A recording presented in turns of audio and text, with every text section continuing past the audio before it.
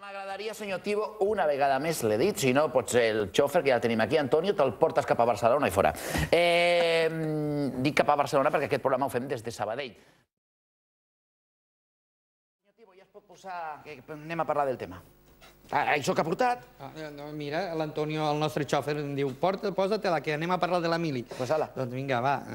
Jo que sóc insumís, aviso. No, ya nos hemos enterado que es falangista. Aviso, no, jo no. La OGE, de la OGE. Vostè va fer la mili, senyor Tibo? Si sóc insumís. Què vol dir això? Doncs que vaig passar per totes les comissaries de Madrid perquè lluitàvem perquè els drets d'objecció s'apliqués la llei. Al final se va fer la llei.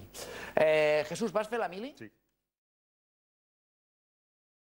Si no li agrada i està a mi si aquí es parlés. l'Antonio, que està aquí veient el programa, que agafi el cotxe i el porti cap a casa.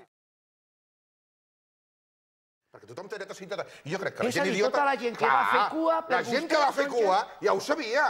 Hosti, és que mira, jo ara veig l'Antonio, no? Fantàstic, aquí. Sí, el nostre xòfer, el nostre xòfer. Algunes vegades quan ens hem trobat, per exemple, anant d'aquí cap a l'Hospitalet, per darrere del camp del Barça, quan juga al Barça, cony, que hi ha? Cua. Tothom ho sap, que hi ha cua. No té, per això ho diu. És un egoista, és un egoista. Tenim l'Antonio, que és fantàstic. Tenim l'Antonio, que ens costa uns calés al programa, per culpa teva. Per tu.